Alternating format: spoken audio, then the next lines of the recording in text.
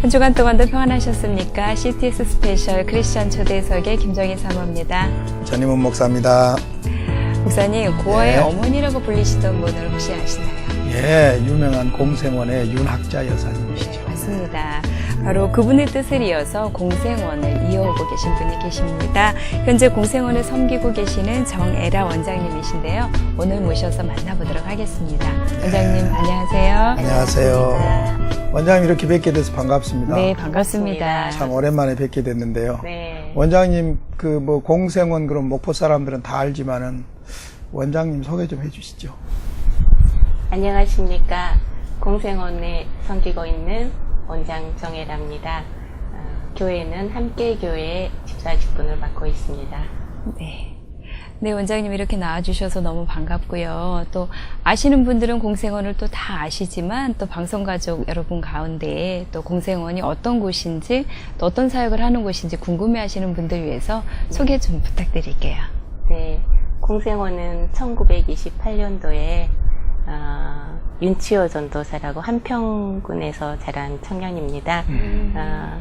한평에 12살 정도 되었을 때 미국에서 선교사 한 분이 그 한평을 방문하게 됩니다. 지금도 굉장히 시골인데 그때 당시에 선교사님이 어떻게 한평군까지 가셨을까 싶을 정도로 시골 지역인데 아마 하나님의 뜻이 있으셨던 것 같습니다. 그래서 그 선교사 마부인을 따라서 열심히 이제 신앙생활을 하게 되었고, 그 마부인이 청년 윤치호를 열심히 양육해줘서 목포에 나와서 이제 초창기에는 양동교회, 그 당시로서는 조사, 지금은 전도사님 역할을 하면서 1년을 섬기다가 이제 거리를 이렇게 돌아다니는 아이들을 보게 됩니다.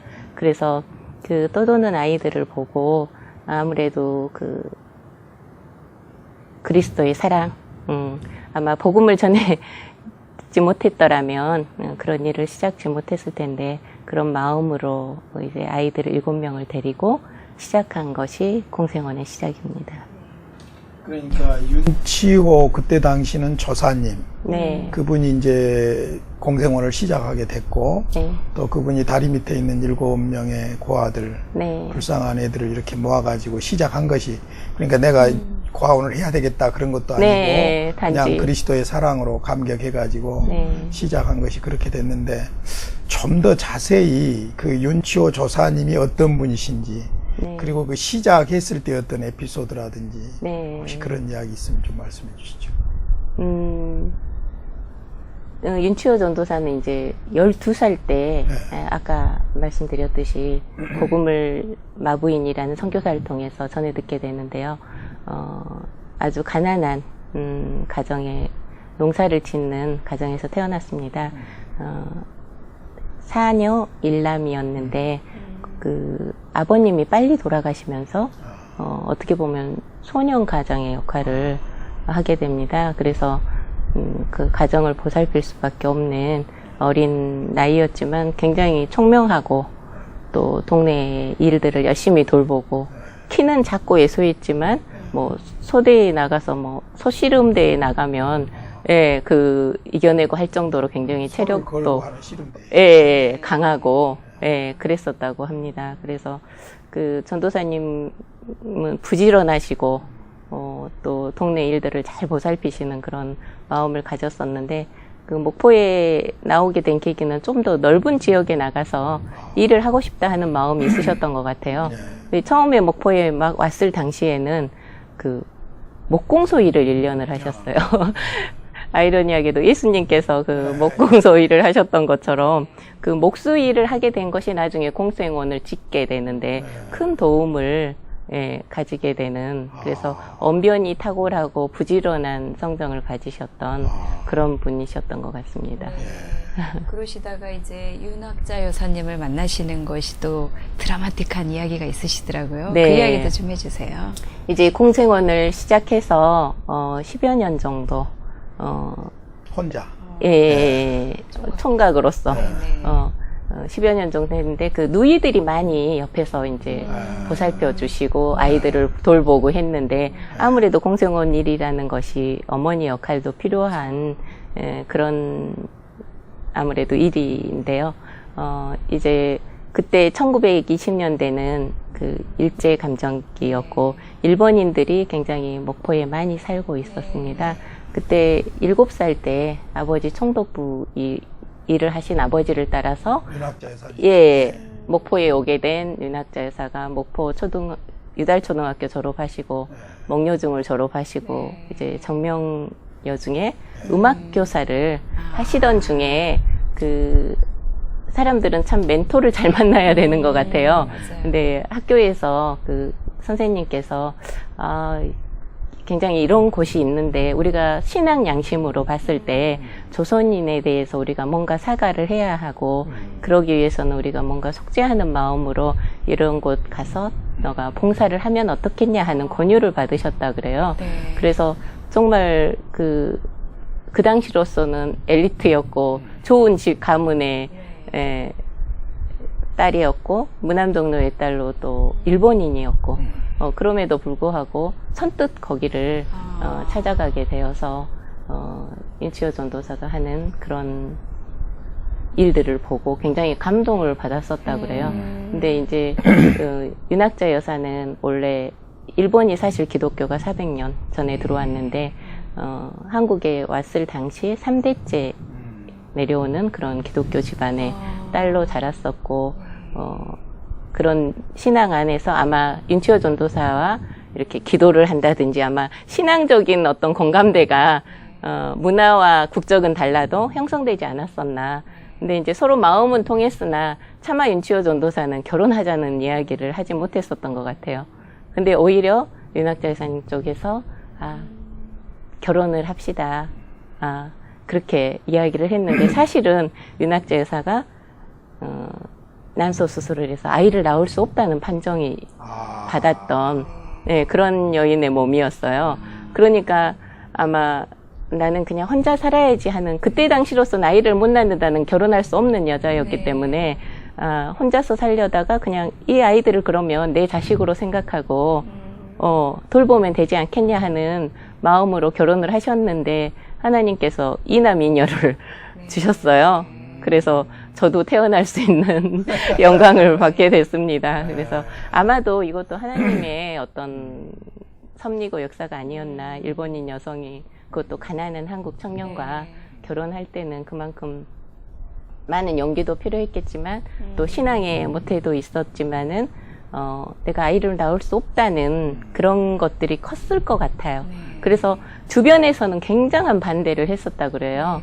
예, 너무 가난한 청년의 한국 남자를 너가 왜 결혼을 해야 되냐 하면서 일본 사람들은 그렇게 했고 또 한국 쪽에서는 왜 일본 여자랑 결혼을 하느냐. 예, 우리를 핍박하는 어떻게 말하면 그렇게 해서 반대를 했지만 두 사람이 같은 신앙 안에서 우리가 이 아이들을 잘 키우고자 하는 오로지 그 마음 때문에 결혼을 하셨기 때문에 이거는 하나님 덕분이라고 생각합니다. 이 결혼은. 그런데 두 분이 그렇게 만날 수 있었던 것은 뭐 다른 물리학적으로나 혹은 정서적으로는 설명할 길이 없고 오직 두 분 안에 계신 예수님 그분 때문에 가능했던 것 같아요. 그런데 이미 1920년대에 그런 일이 벌어졌다는 건 엄청난 사건이거든요. 사건이었기 때문에 그만큼 두 분이 살아가면서 어려움도 많았을 것 같아요. 문화적으로라든지 또 인식이라든지 어떻습니까? 그렇게 반대 속에서 사실은 결혼을 하셨는데 이남이녀라는 귀한 그렇게 자녀들을 주셨어요. 근데 그 해방을 맞이하게 됩니다. 우리나라로서는 너무너무 행복한 일이었으나 두 분에게는 엄청난 사건이었던 거죠. 일본 사람들은 마지막까지 다 이렇게 돌아가셨는데 귀국하고 이제 해방되었고 일본이 패망한 상황이었기 때문에 다 돌아가셨는데 마지막 그 윤학자 여사는 친정 어머님이 계셨어요. 근데 친정 어머님과 어떻게 할 것인가 마지막에 어떤 이야기를 나누셨던 것 같아요. 여기가 남을 것이냐 이제 갈 것이냐 또 나까지 남을 것이냐, 나는 가야 될 것이냐 하는, 이제 그랬을 때 아무래도 안전에 문제가 있었기 때문에 어머니는 일단은 돌아가시라고 했고, 나는 남편과 자식이 있고 공생원이 있으니까 돌아갈 수가 없다고 그렇게 남아 있었는데, 이제 그때 해방 이후에는 일본인이나 또 일본인의 편에 서서 일을 했던 사람들은 다 친일파로 몰리던 시절이었잖아요. 그러니까 이제 동네 사람들이 이제 몽둥이를 들고 쫓아옵니다.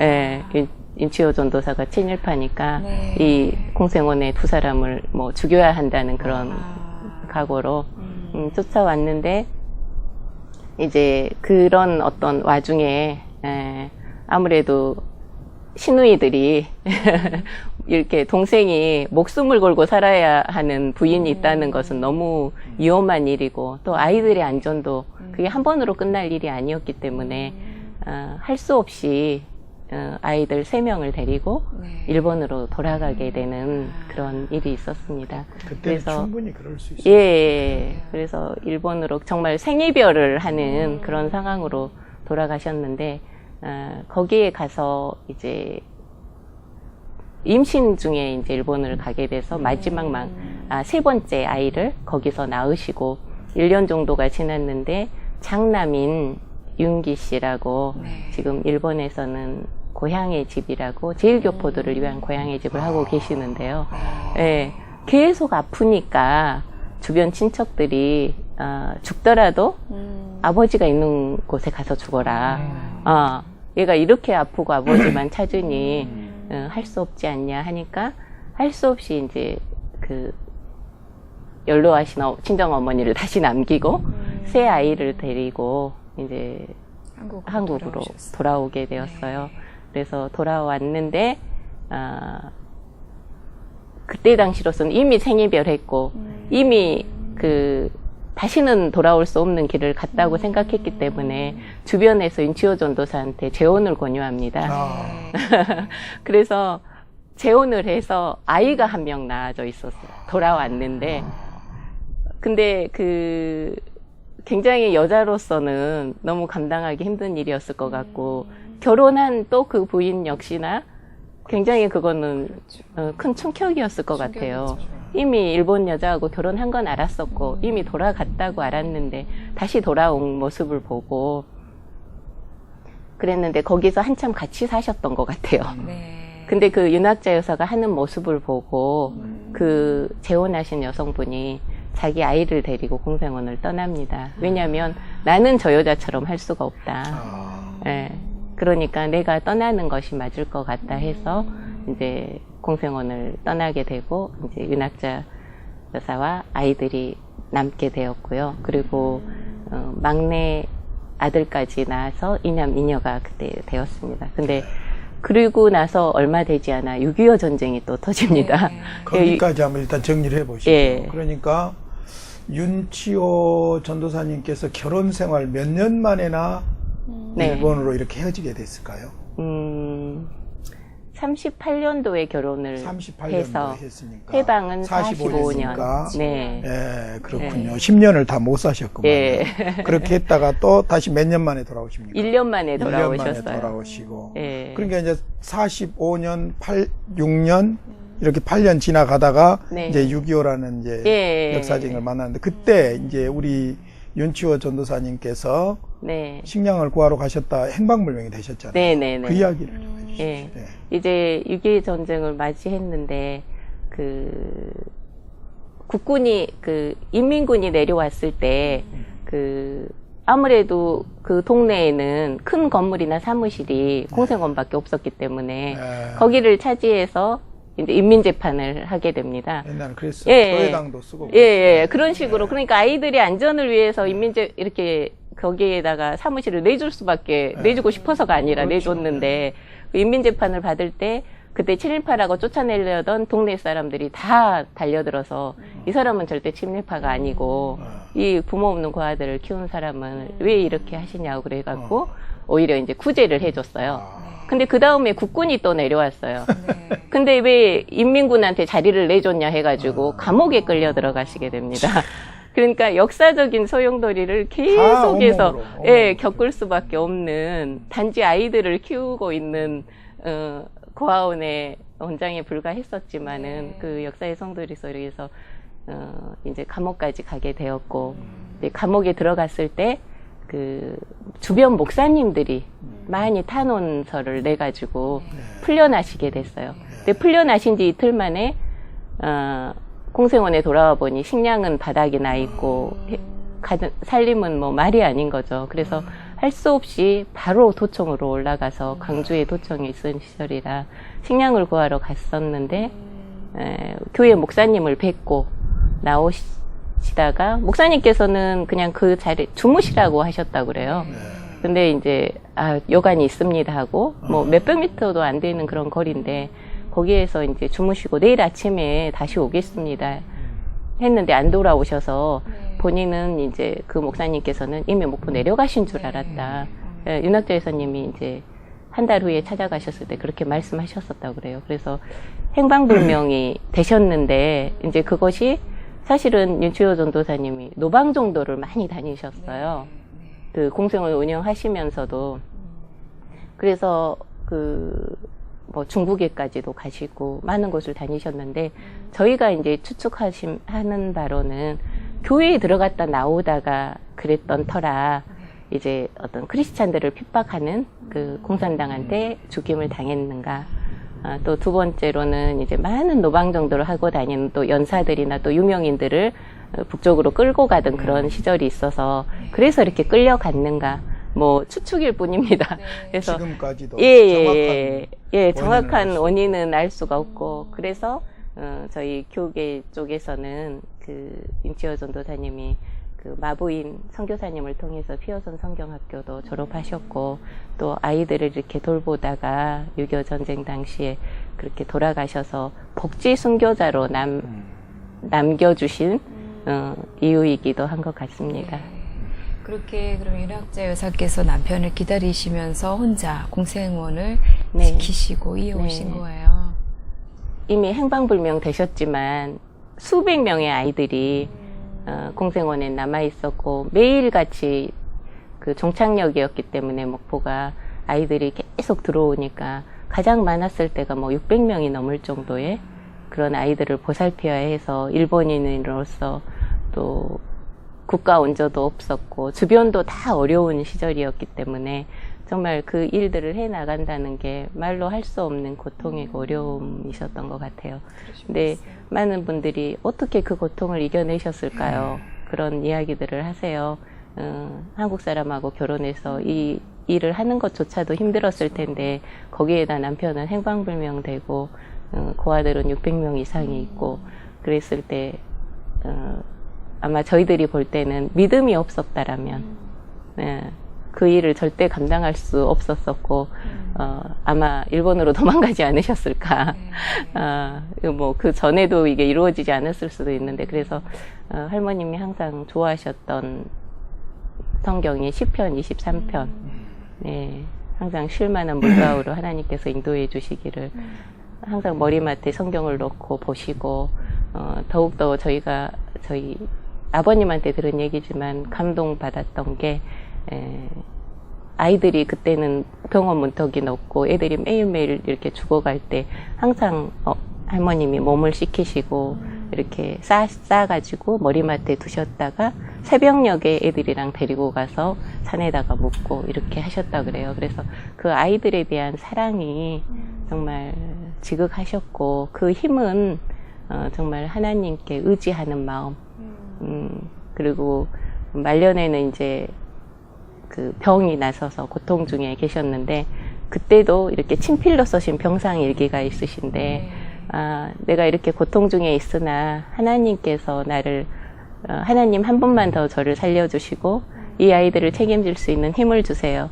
그러면서 하나님께 간절히 이렇게 의지하는 그런 글이 써 있더라고요. 그래서 그걸 보면서 이 와중에도 원망할 수도 있으나 이렇게까지 믿음을 가지고 하나님을 의지하면서 그 신앙을 지키셨던 그 모습이 저희들한테는 굉장히 감동적이고 하나님 앞에 감사할 수 있는 그런 어떤 신앙의 모델이 되어주셨던 것 같아요.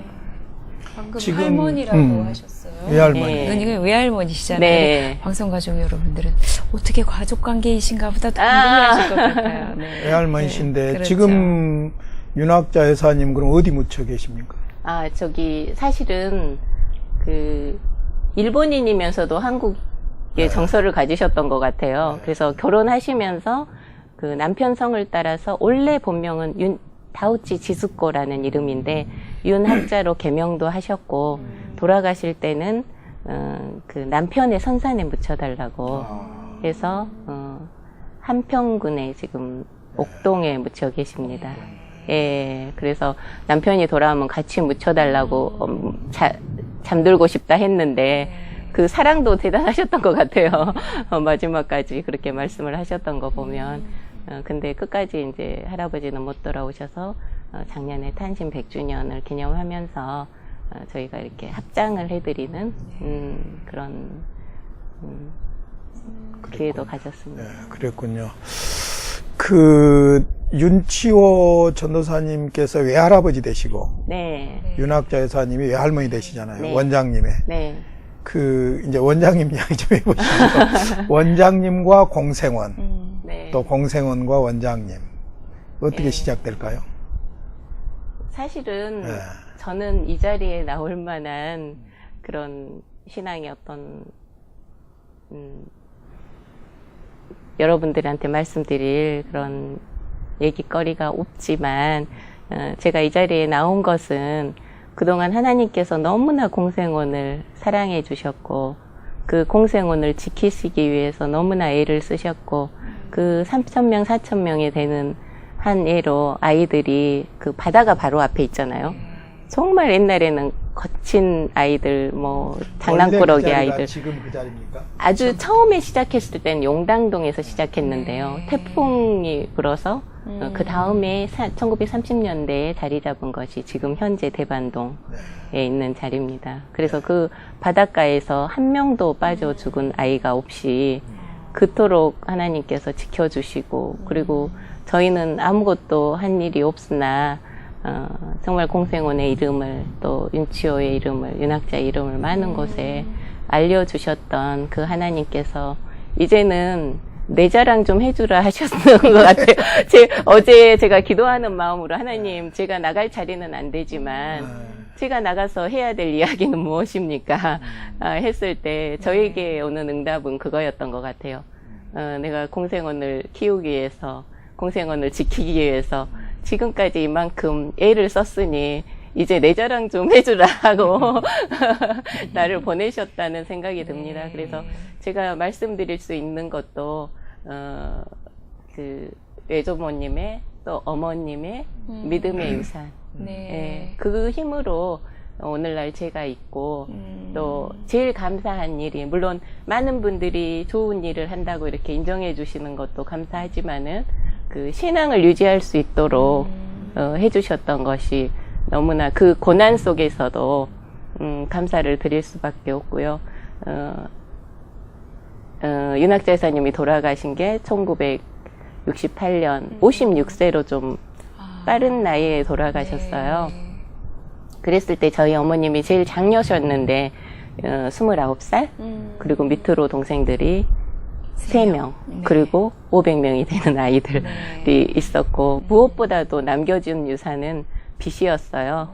왜냐하면 옛날에는 그 국가도 힘이 없고 또 국민들도 가난하던 시절이었기 때문에 그 아이들을 키우기 위해서는 식량을 외상으로 사다가 또 갚고 또 이렇게 하는 아이들 옷이며 학비며 모든 것이 외상이었고 그것은 아마 목포 시민들이 다 이렇게 도와주셨기 때문에 가능했던 것 같아요. 근데 어쨌든 너무 빚이 많이 남아 있어서 어머니는 그 어린 동생한테 그 장남이었던 윤기 씨라고 아까 말씀드렸듯이 지금은 일본 고향의 집에서 일을 하고 있지만 26살 되는 동생한테 그 빚을 다 줄 수 없어서 반씩 나눠서 공생원에 반 남기고 어머님이 반 안으셨는데 그 제가 기억할 때 어머니는 항상 그 빚 정리, 이자 정리, 누구한테 뭐 얼마 갖고 누구한테 얼마 갖고 이거 하시는 그런 모습을 많이 봤어요. 그리고 그것 때문에 간절히 하나님 앞에 항상 기도하는 것이 빚 갚아주세요였거든요. 근데 어머니께 아마 좀 편안한 삶이었더라면 그렇게 하나님을 의지하고 살았을까. 그리고 저희가 정말 평안한 삶을 살았더라면 하나님을 이렇게 유지했을까.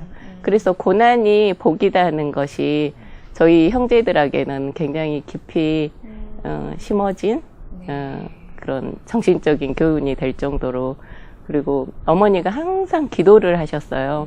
네, 기도하시고, 저희가 청소년 때는 이제 기도원을 옛날에는 80년대에는 많이들 이렇게 기도원을 찾아서 어머니들이 기도를 많이 하셨던 것 같아요. 교회의 그런 풍토가. 그래서 기도원을 가시면 항상 저희들을 데리고 가서 저도 알 수 없는 기도를 항상 드리고 내려오고 했었는데, 그럴 때 굉장히 그 큰 힘을 얻었던 것 같아요. 기도에 대한, 또 믿음에 대한. 근데 뭐 응답이 되어졌었는지, 또 어머니가 돌아가실 쯤 해서는 사실 빚은 다 갚아졌어요. 감사하게도. 네, 빚은 다 갚아졌고, 일단은 뭐 다른 분들에게 피해를 주지 않고 생을 마감하셨지만은, 그것이 하나님께서 저희에게 주신 어떤 기도 제목이었고, 또 그런 삶을 보면서 저희도 이렇게 어려움이었지만 항상 저희는 마음이 풍요하고 가난한다고 생각지 않고 살아왔던 것 같아요.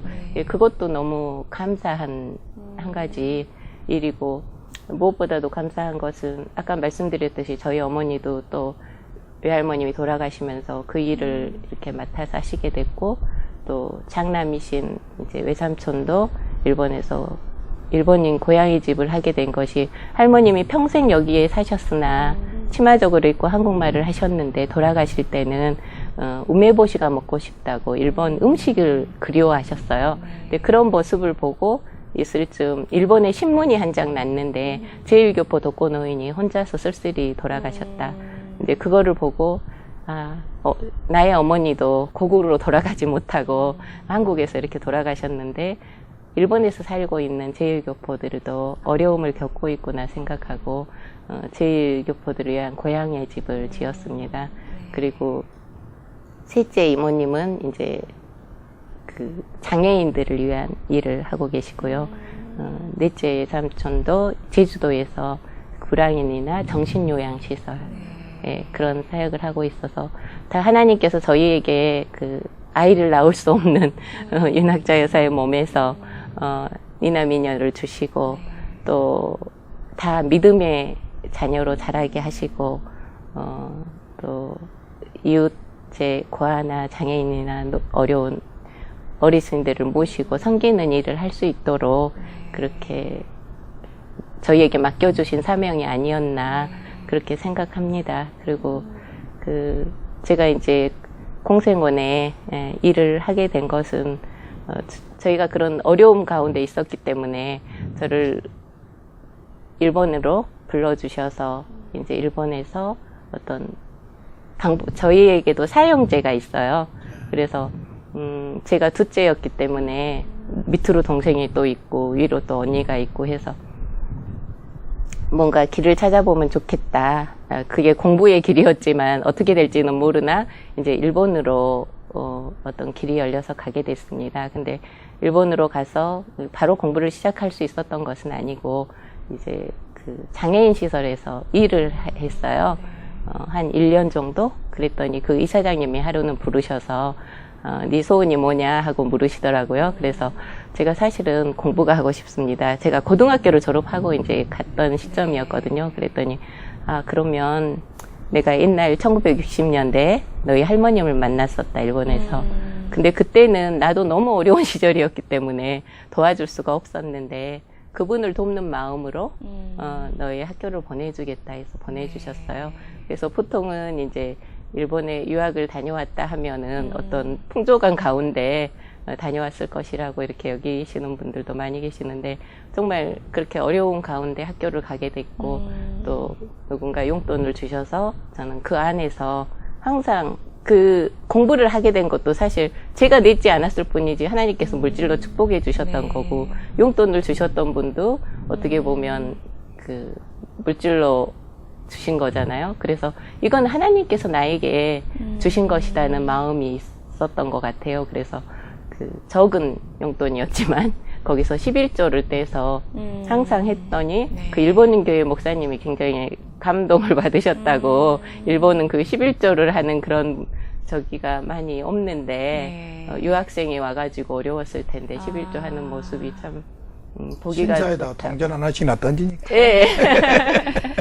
예, 그래서 그런 모습을 보고 참 저한테 일본어를 이렇게 가르쳐 주시는 그 사모님께서 그런 계기가 되어졌었던 것 같아요. 네. 그래서 일본에서 제가 돌아왔을 때 보니까 아직도 우리 형편은 그렇고 일본에서 왔기 때문에 뭔가 제가 그때 아동복지 쪽 한국에 이제 유아교육과 아동복지하고 병행된 그런 전공을 했었어요. 네. 그리고 어린 적에 그런 공생원에서 지내셨던 거예요. 예. 그리고 아. 어머님이 공생원 일을 하시게 된 건 제가 고등학교 졸업한 그 다음부터인데요. 아. 예. 그래서 제가 그 직장 일을 마치고 결혼을 하고 이제 목포에 내려오게 되었는데 그때 아이들을 이렇게 제 아이들을 키우고 있다가 어린이집 일을 하게 됐어요. 근데 어린이집을 했을 때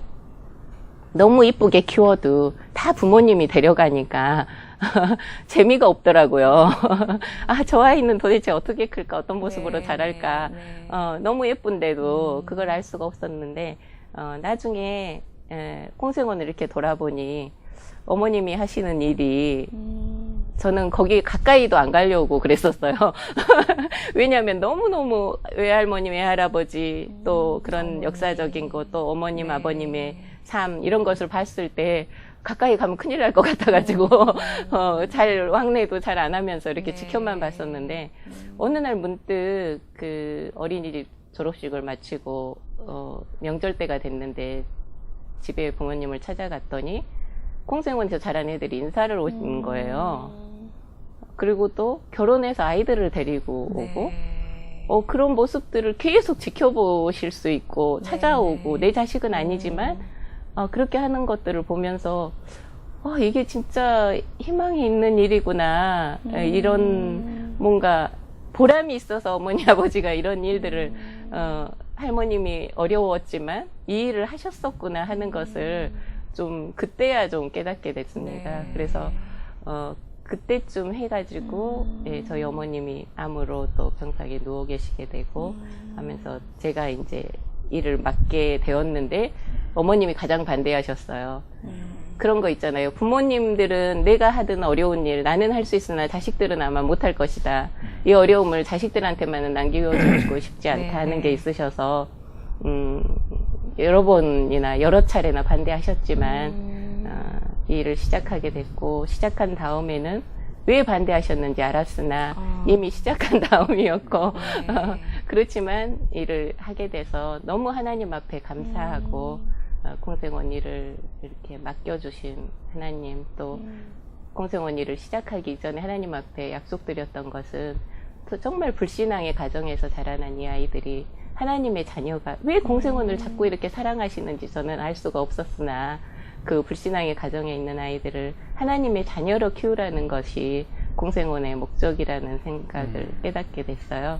그래서 아이들이 그 지금까지 자라난 사람들 중에서도 목사님, 장로님 또 다른 분야로 나가셔서 훌륭하게 되신 분들이 많이 계시지만은 앞으로 이제 교회 쪽에서도 많이 그 세계 오지나 땅끝까지 이렇게 복음을 전하는 이런 때 또 마부인이라는 선교사가 우리 한국에 와서 그렇게 윤치호 전도사한테 복음을 전하고 또 뿌리를 내리게 했던 것처럼 우리도 빚진 자로서 빚을 갚는 것은 많은 선교사들을 이렇게 파송해서 복음을 전하는 것이 우리의 역할이고 또 공생원에서는 자그마나마 그런 역할에 동참할 수 있게끔 하시기 위한 것이 아닌가 하는 그런 마음을 가져봅니다.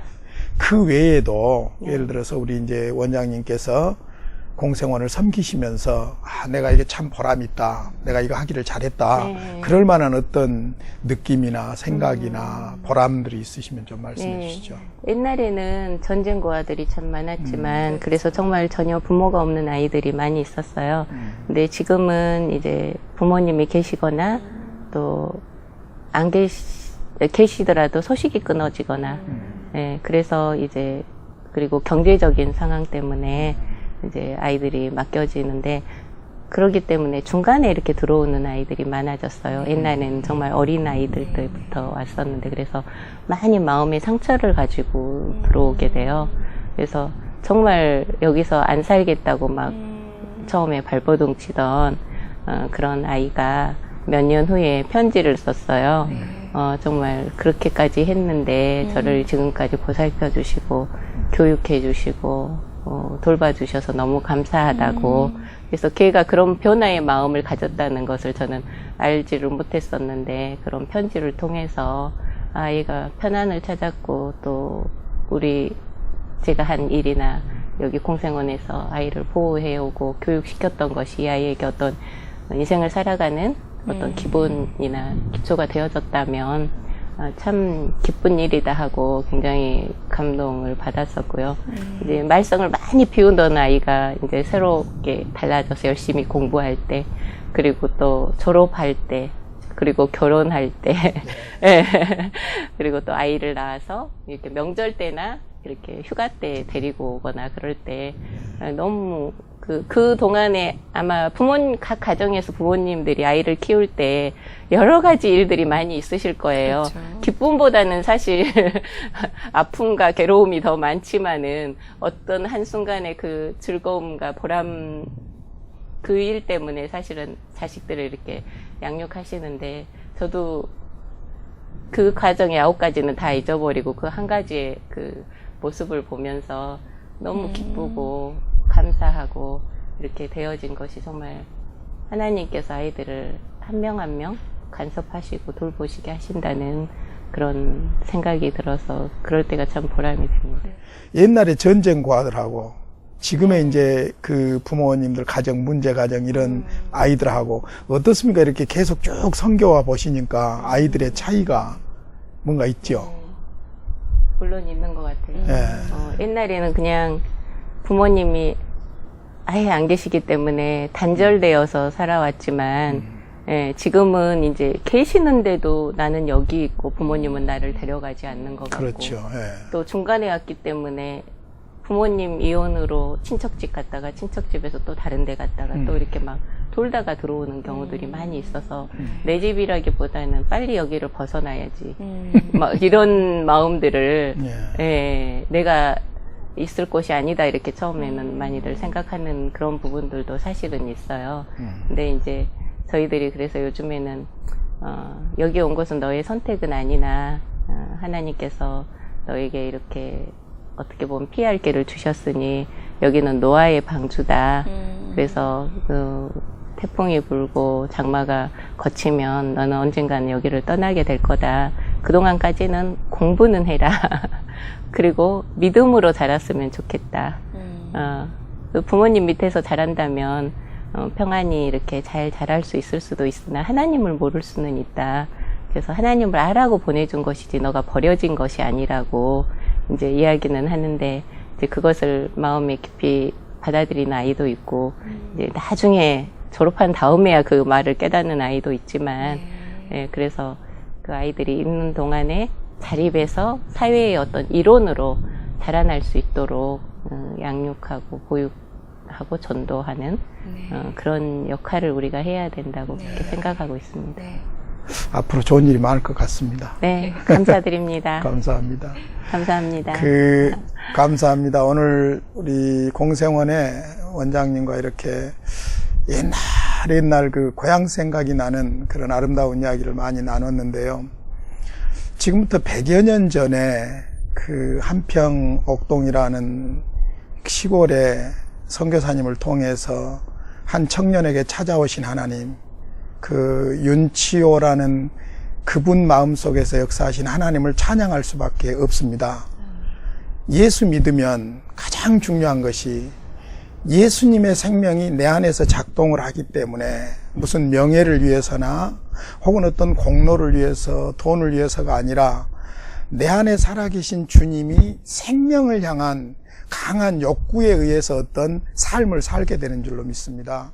그런 측면에서 무슨 대단한 복지라는 슬로건을 내걸지도 않았고, 그렇다고 해서 무슨 대단한 비전을 청사진처럼 내걸지도 않았고, 다만 나에게 찾아오셔서 내 인생을 바꿔주신 주님이 너무너무 좋고, 바로 그 주님을 소개하는 전도자로서 다리 밑에 있는 불쌍한 젊은이들, 어린이들, 그 아이들을 주님의 이름으로 돌보는 이게 시작이 돼가지고 오늘 저처럼 공생원이 수많은 영혼들을 살려냈어요. 사실 우리 그리스도인들이 이 땅에 살면서 반드시 해야 될 일이 사람을 살리는 일이고요. 절대로 하지 말아야 될 일이 사람을 죽이는 일을 해서는 안 된다는 것이죠.